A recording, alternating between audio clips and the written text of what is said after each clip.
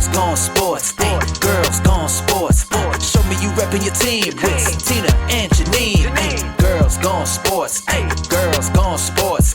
We steady getting it hype. Hey, I know that you gonna like. You know it's poppin'. If it's a game, you know that we watchin'. We gonna talk football or basketball. All sports, come get involved. Hey, Girls Gone Sports. Woo!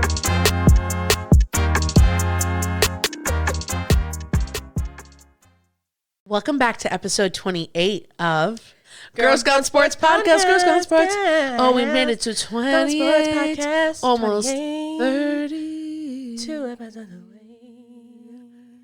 Hey, Santina. Hey, Jeanine. How are you? I'm good. How are you? I'm doing good. Doing good. Episode 28. 28, guys. 28. Almost to 30.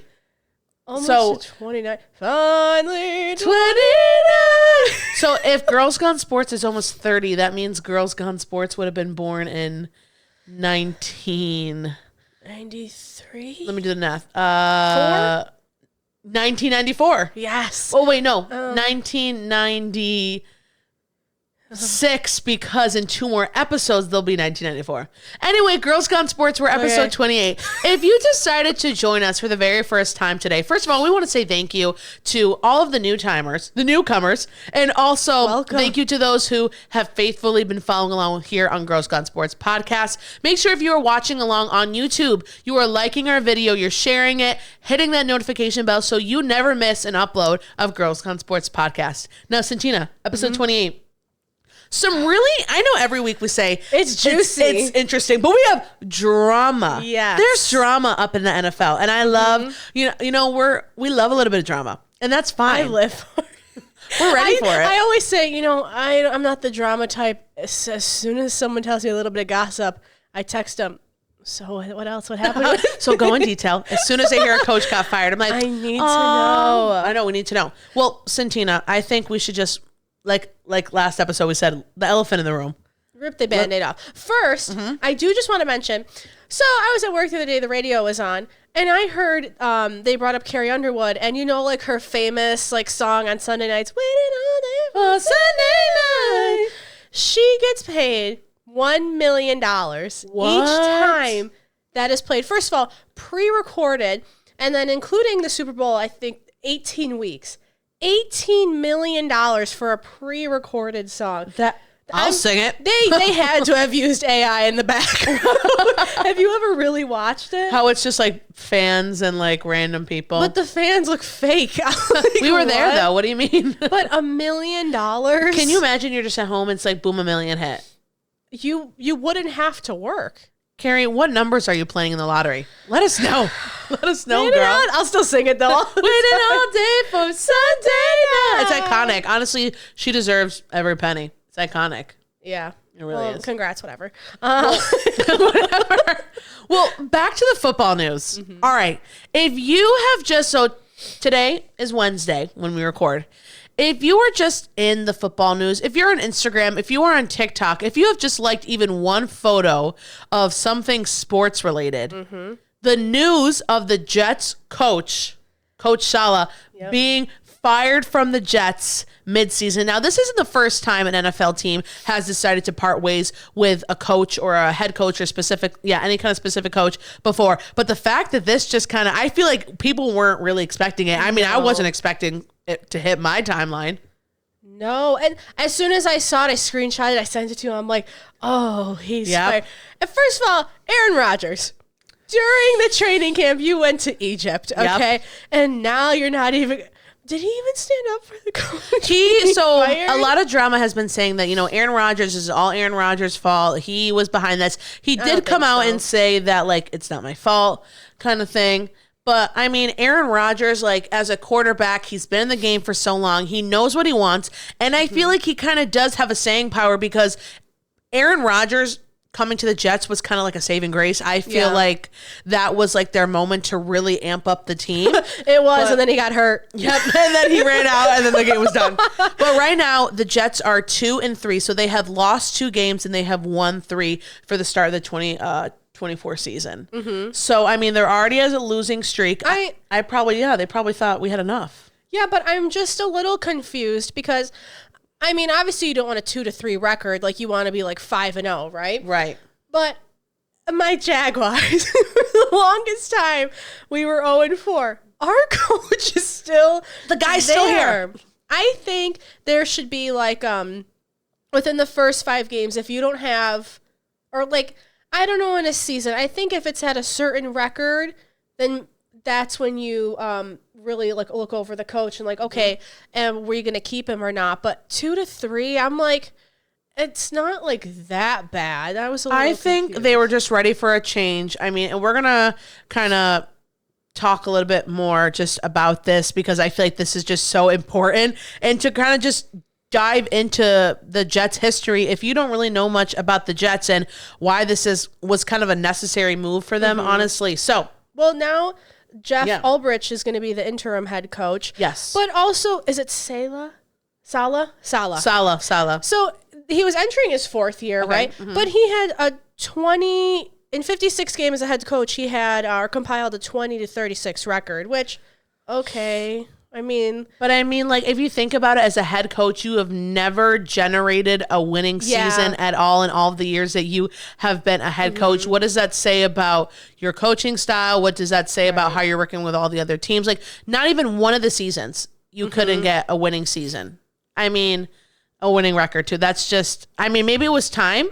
It was time for something fresh, something new. They just got Aaron Rodgers back, so that's already brand new. But maybe they're looking to even further explore and try to really open these Jets up, because if you think about the Jets, it's just like, it's the Jets. Right? Because when you think that, they haven't had a winning season since 2015, which I'm in no place to talk, guys, but I'm just stating the facts like everybody else. So we're trying to see why he was Can you fired. believe that? In almost 10 years, your team has never had a winning season? And they were 10-6 last time. What if, hear me out, after this season, they use Jeff Ulbrich as the interim coach, Aaron Rodgers retires, then he becomes the head coach. Ooh, and then try to get a really good round pick for the draft and get a rookie quarterback. But do you think he could be the coach? Because I feel like to be a coach, you have to go through like the line, like almost like you have to start kind of at the bottom, work your way to the top. I feel like he's not that invested into the Jets as we think he is, or that he could play out to be. I feel like if he was going to coach for any other team, like, he'd probably go back to Green Bay. I feel like the Jets really haven't like anchored him. Like, he probably got more money than he was making before, but I feel like the Jet, when you like, Aaron Rodgers is not like a Jet diehard, I'm with this team. Like how Tom Brady, he's like, I'm a Patriot for life. I feel like that is how Aaron Rodgers feels about the Packers, and the Jets are just kind of something new. He doesn't really like feel that connection yet. Yeah, and I feel him as a coach may be a little weird because obviously the coach wants to be focused on the play mainly, but I think you have to take into consideration like the whole team, like the whole staff. I just don't know if Aaron Rodgers can do that. I think he'd be more focused on like obviously the players, but like you have to think of the other coaches, and I don't know. Yeah, I just feel like the Jets, they need, and maybe this firing will bring something in them that no one's really expecting from them. There's really not too much high expectations, even though they have Aaron freaking Rodgers as their quarterback. Because if you think about it, since 2015, the Jets haven't won more than 7 games in a season. I know. That's like you've been producing a losing record for the past almost 10 years. What are we doing? We got to make some changes. They might be drastic. They might cause some shock. But at the end of the day, owners need to do what they got to do to see their Super Bowl make it to the playoffs, see their teams make it to the playoffs, to Super Bowl, championship games. Well, just get a winning record. The end goal is the Super Bowl. Yeah. For every coach. But also looking at it from Jeff Ulbrich's, I don't know if I'm butchering his name, but whatever. From his point of view, that's kind of scary. You were the defensive coordinator, and all of a sudden, head coach. Yep. Like, you think they give him, you know how like in normal jobs you need like a 2-week notice? or like a 20-cent raise. Like, are you just out? I don't know. I don't think I could ever be a coach. Yeah, it's a lot. It's a lot. You really have to manage. You have to be so good at managing, so good at just like knowing your players like in and out. But yeah, we'll be updating you guys more on this situation, kind of how the Jets are doing this season with this change for the better, for the worse, and we'll just be updating you about the Jets. Well, Santina, your Jaguars, it's time for celebration. Where is it? Woo, celebrate. Congrats, Santina. Jaguars, they got a game. Yay! Now, I'm going to be honest. I think the key to the game, two things. First, it was Trevor Lawrence's birthday. Which one? Happy belated. I think that helped, but like every Sunday can't be your birthday, bud. Like, Right. well, Did you guys go to Cheesecake Factory afterwards? yeah, I offered to pay him. He was like, no, we can cover it all. So they played the Colts. It ended in 37-34. And then the second thing I think that helped win was that, okay, if I'm being honest, I didn't watch it because I had something to do.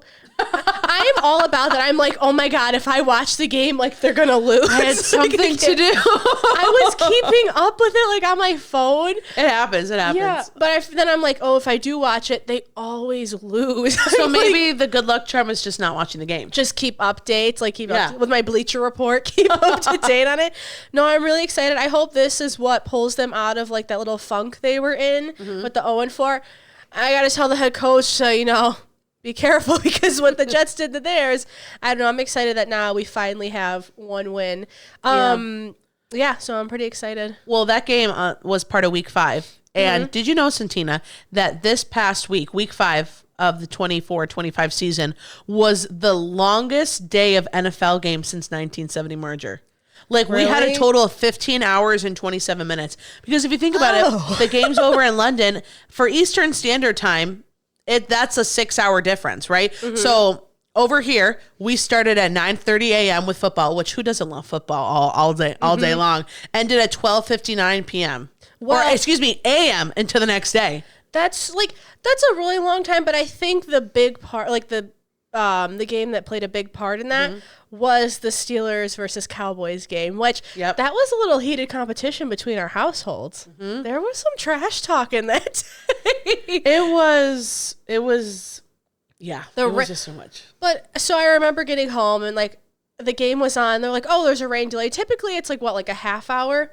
It was like over an hour. If I'm a fan and I'm in the stadium, I'm going to be mad. I'm like, where's my free hot chocolate? Where's my free poncho? But also, like, they play in snow. Just play in the rain. Just close your eyes. I mean, you know what they should do and invest in the NFL? So they should have little windshield wipers on the helmets. You know, like where the eye part is? Just get the little windshield wipers and you can see. I kind of like that. Yeah. I kind of like you that. Have some of them wear the gloves for the grip. But that's a long time. That is a long time. But yeah, I mean, I can't imagine. I stayed up for part of the game and then I'm like, it's 1 a.m. It's time to go to bed. It's getting too late. I'll catch up. I'll record it. And we're going to talk about later in this episode about some key plays that we saw from the game that we feel like we kind of need to update you guys on. But speaking of games and teams, Santina, right now, the only 2 teams that are left undefeated are the Vikings and the Chiefs. Now, for my people out there who don't consider themselves Vikings fans, who don't consider themselves Chiefs fans, okay? If your team has lost a game, which they have because they're not the Vikings, they're not the Chiefs, I don't want you to give up hope, okay? It is very, very difficult to have a winning streak. I mean, every fan's goal is to see your team end up in the Super Bowl, not to lose any games. And we have to be honest with ourselves. And I feel like sometimes we kind of have to give ourselves a reality check. It is not, I don't want to say it's not possible because it actually did happen. The only time this has happened, the 1972 Dolphins, they won every game, but back then they only played 14 games, not 17, and they won the Super Bowl. So think about it. 1972, we're in 2024, babe. Okay. It was yesterday. It is very unlikely that your team can win every single game, 17 games, go to the Super Bowl and win. Okay. I feel like sometimes I have to even bring myself back to reality with the realistic part of football. We lose. It happens. The kids get tired. The kicker can't always make it. Okay. So for my fans out there who teams maybe are 2-3, you're 1-4, whatever your record scenario is, do not give up hope. There is still a chance to win this. Because like you said, every team wants to like not have any losses, right? But just think of how hard you have to go the whole season, starting with like you being undefeated. The Vikings and the Chiefs are only 5 games in. Yep. That like That is just a lot. They're gonna get tired. To keep up with. They're gonna get tired. Yes, but also like the Vikings last year. I don't think they were in the playoffs, were they? Vikings, I believe, were in the playoffs. Were in the playoffs. But I mean, the Chiefs, like, come on, like everybody knows they're always probably going to win. But that's still exciting for the Vikings fans, though. It is. I think it's very refreshing because you kind of think like last year, like around this time, who were the really hot teams? You know, we had the Chiefs, we had 49ers, love you, Brock Purdy. We had the Eagles. So it's. I feel like this year, because everyone is kind of all over the place, division wise, conference wise, there really is a chance that any team could change their record and all of a sudden be doing amazing in a couple weeks from now. So I think that's what's really special about this season, that it's anybody's game. And again, there's still a chance. Yeah, we're only in week 5. Guys, we can have make a lot it. more games. Yep. Carrie Underwood has a lot more paychecks to come. $1 million. Well, but good luck to the rest of the teams. I mean, we're 1-4 now. So, but wait, are you guys 2? Yeah, one and 4 because we played 5 games already. We were 0-4. You've only won. Yes, we've only won 1 game. I thought you guys were like 2-3 now. Oh, the game before this past week, we were winning the whole entire game. In the last 30 seconds, we lost. So and that's probably where you thought. And that's it, folks. And that's it. And I'll see you next time on the episode. But moving on, Jeanine. Yep. I'm sorry. Your Bills versus the Texans. You know, Bills don't make me want to shout. Okay, when they lose like this, bite your tongue. I know. When they lose like this, I get mad. Have they lost do get 2 upset. in a row now? We are 3-2. We should be 5-0. I mean, but again, 1-4. Bringing myself back to reality. Yeah. You know, our defense right now, we are really struggling on our defense. This Matt Milano situation. He's coming to the games. He's on the sideline, so that's a good. What's that word? I feel like I always forget my vocabulary when I'm up here. Same. Good sign. That's a good sign. So the Bills just played the Texans. They fought really hard. They did what they had to do. One of the big things that I feel like jumped out at me was at the very end, and I think these two kind of correlate. Josh Allen was tackled to the ground and hit his head and had to go into the medical tent. Mitch Trubisky, our QB2, ended up replacing him. Oh, I don't even think maybe he played for 1 snap or he didn't even play at all. Josh Allen came back out. And the thing about running the clock at the very end, you need to be smart as a quarterback. What can I do right now to run the clock? What kind of trick play can I bring to make sure that gets to 0 if I'm up? Or in the Bills' case, they were even, okay? Go into overtime. Take the break, go into overtime. Josh did not run the clock well. There was about 16 maybe seconds left. Now, you might be thinking that's not a lot of time. In football, that's a lot of time because you got timeouts. Even if you were 2 minutes and 16 seconds, you still got the 2-minute warning. Yeah. So there's so many things that you can do to make that time useful. But I feel like, in my opinion, the Bills should have ran the clock better at the end to at least take us into overtime because we had to give it back to Texans. It was over from that. So I think learning from that, learning how to control the clock better, really milking it and seeing what we can do to hopefully get that win. Sometimes I think, now this may sound a little weird, teams benefit from losing a game. Because elaborate. Because you, like, when you lose, when you review the game or watch the film, you can see what you did wrong to avoid in future games. Which, I mean, don't lose. That's the whole point of playing a game. But sometimes, I don't know, sometimes I just think it's better just to lose you one. learn through your mistakes. Yeah, because like in practice, it's kind of hard because your team knows what your plays are. Yep. And like, you know, like they know how to defend you if your offense compared to when you're playing another team, like they have no idea what it is. But I mean, what are you going to, you win some, you lose some. You win some, you lose some. You'll get them next week. Thank you. You too. You too, Santina. You no too. more losses for us. We're winning. We're winning record. We're not the Jets. Okay, we're not stooping that low. We're not the Jets. Too soon. Santina.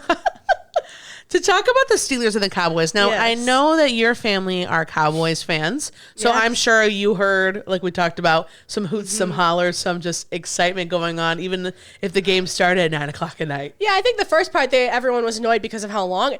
Guys, it's a Sunday. Back to a couple episodes, they should really play like football on Saturdays. I know it's college on Saturdays. Maybe the morning is college football and the afternoon is the NFL. But I know the next one, my brothers were very, very excited. I feel like that was the 8 o'clock game. Of course. Yes. Like, so usually for my fans out here who really don't kind of understand why do teams get placed at a certain time, usually the 8 o'clock games, like the primetime games, those are the games that people want to see. It's, the Chiefs versus the Bengals. It's the 49ers versus, it's like the really high stakes games that you're excited to see. So I feel like the Dallas and the Steelers game at this time was very justified. And we're going to say, Santina? No, I was just going to say, because it wasn't pretty. It was a nail biter because, Patrick Mahomes has always said, a game is never over until it's over, right? The Cowboys were able to get a touchdown with less than 1 minute left. Now, I know as my dad is from Pittsburgh. Shout out to you, Dad. Sorry, Will. And Victoria.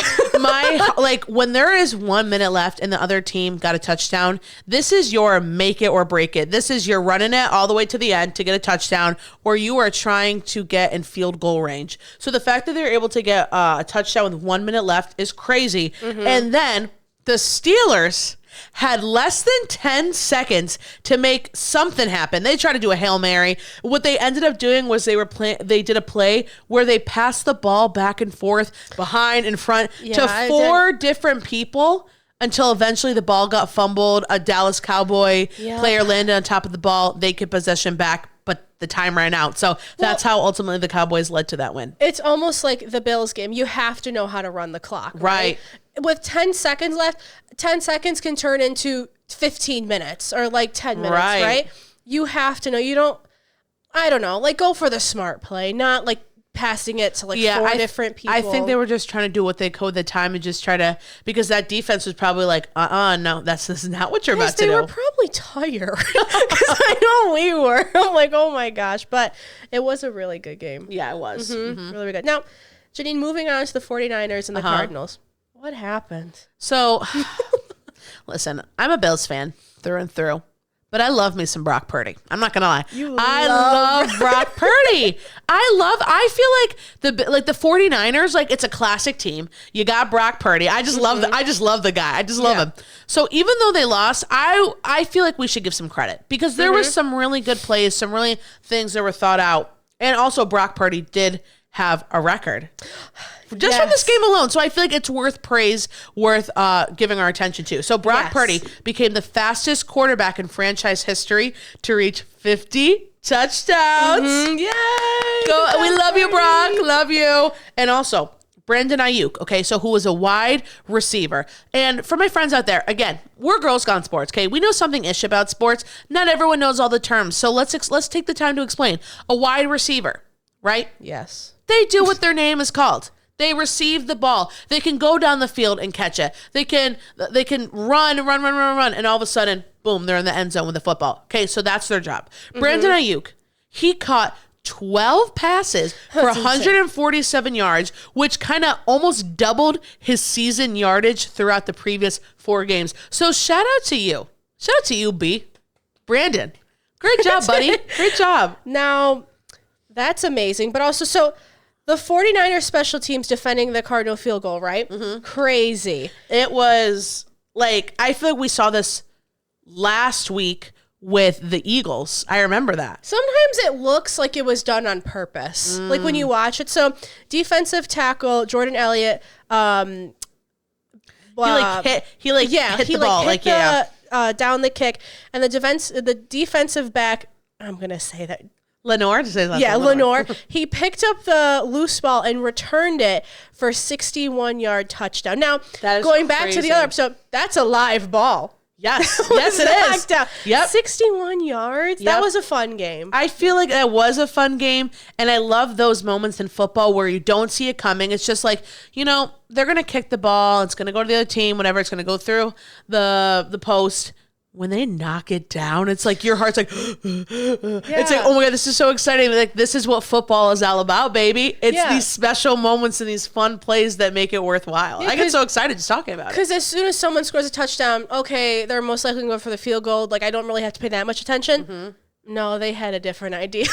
This game. That was a really good game. Yeah, it was. I think so far, the games were good. I think this week was great. It had its ups and downs. Yeah. Speaking of downs, though, we really got to talk about Joe. I mean, Jeanine, you should really check in on him. I really need to call. I need to call and text him. I'm telling you, Joe Burrow. Okay. championship of college football when he was at LSU. What is going on? Listen, Joe Burrow statistically played the best game, like, I feel like not of his career, but just like this season. Like statistically, he was on it. Yet his defense is not backing him up. It was. Yeah, it's just you can't. No. It's like the quarterback, yes, they have such a big role in this, but you can't leave it all to Joe Burrow. The defense, that's your job, buddy. But also, like, it's the defense. So the Bengals and the Ravens game went into overtime, right? Yep. But it's not even the defense. It was also the kicker. And I know kickers have a very important job. It can be very stressful.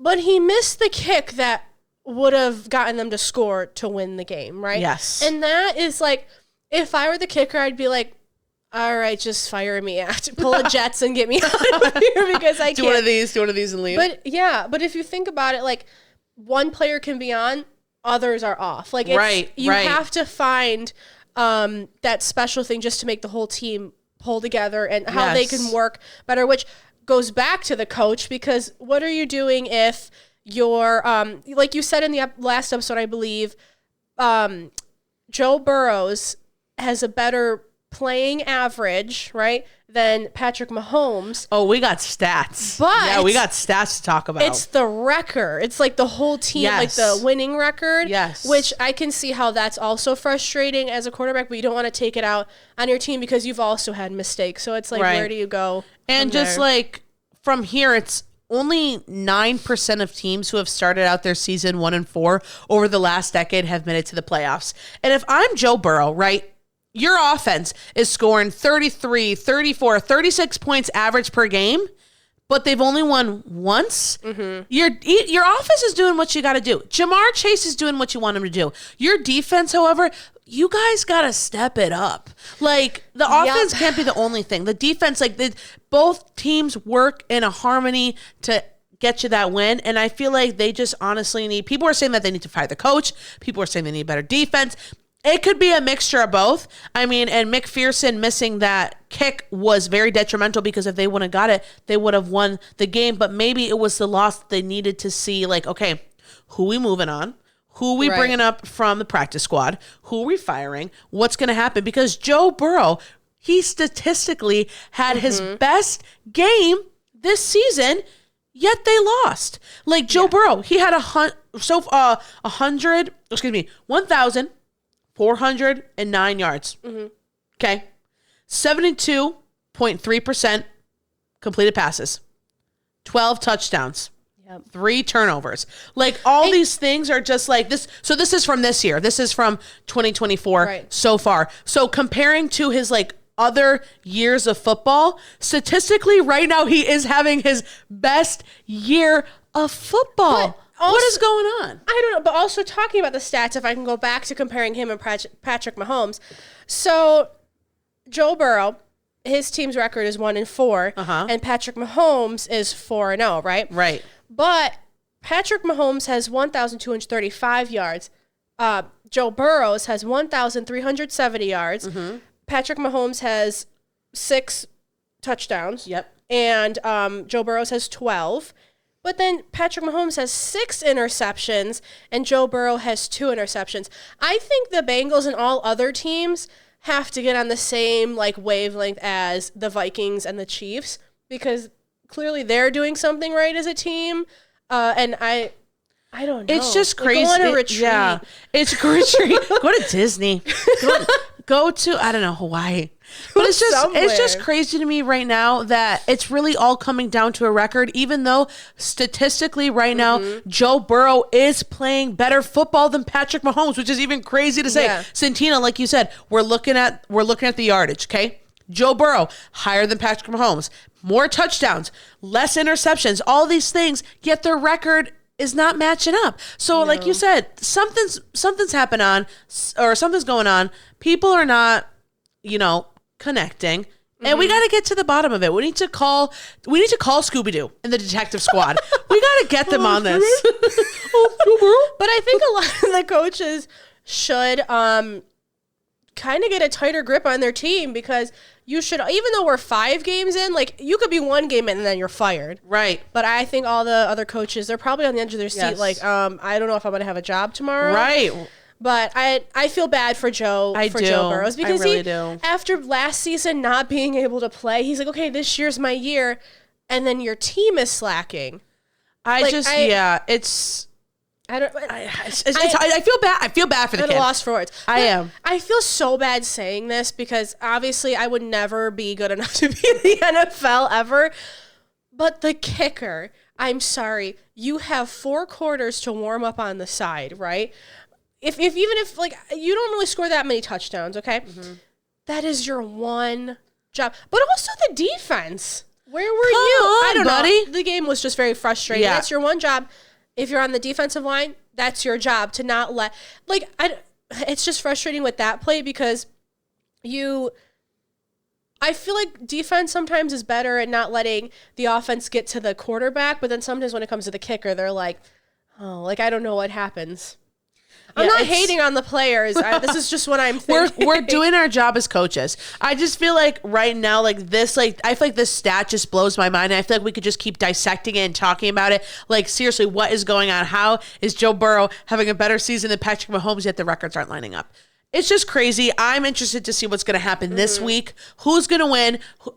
Are the Chiefs going to lose this week? Are they finally going to hit that losing game and get their streak and get the ego down? Like I'm just interested to see what's going on. So I feel like this week for me, I'm kind of excited also to see the Bills and the Jets because the Jets, brand new coach. Are they fired up? Are they nervous? Bills, this is our 3rd game in a row that we are away. What strategy are we pulling? What are we doing the defense-wise to make things even out? I think it's going to be a nail-biter. Again, they both are in the same division.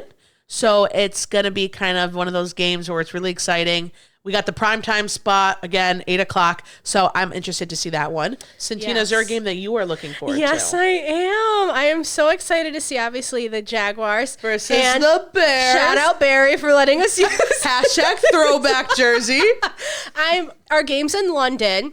I'm also very excited to play against their new quarterback to this season. And I'm really because last year when I think we played in London, we won our games. We beat the Bills.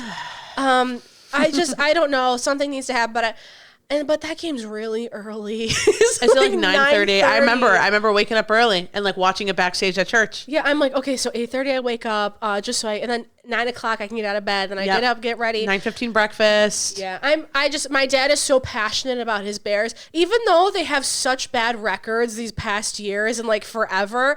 He is just he doesn't care. He goes in there with like, we're gonna win this game, we're gonna win, but he sticks it out for the whole entire game. That's what every team just wants, just someone dedicated. Yes, but I thought this past week I'm like the juicy gossip. Yep. And then today, the Jets coach is fired. That's like the cherry on top. I love it. Not for him, but I mean, it's something to talk about. Sorry, buddy.